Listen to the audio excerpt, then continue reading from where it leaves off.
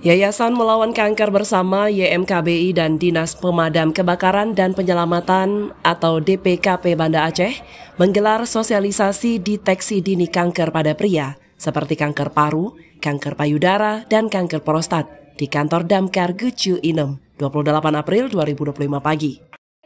Adapun kegiatan ini menghadirkan Ike Purwantine sebagai Kepala YMKBI, memberikan pemahaman dan informasi tentang penyakit pembunuh nomor 2 di dunia ini harus kita waspadai serta sebagai bentuk komitmen peduli terhadap risiko penyakit kronis, serta tujuan sosialisasi kanker ini adalah untuk meningkatkan pemahaman masyarakat tentang penyakit ini, termasuk faktor risiko, gejala dini, dan cara pencegahan. Sosialisasi juga bertujuan untuk mendorong deteksi dini dan penanganan yang tepat sehingga dapat meningkatkan harapan hidup dan kualitas hidup penderita kanker. Asmi SH selaku Sekretaris Damkar menjelaskan bahwa tujuan kegiatan ini merupakan upaya kita untuk memberikan pemahaman tentang bahayanya kanker dan juga makanan yang tidak sehat, serta mengapresiasi kegiatan serupa agar dapat dilaksanakan di semua instansi, pemerintah, dan swasta.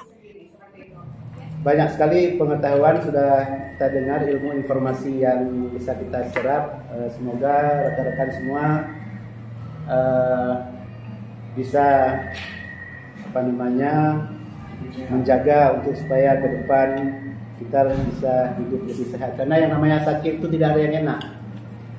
Nggak hanya kanker pun yang lain-lain, jantung, hipertensi segala macam, semua nggak enak. Makanya yang enak itu sehat.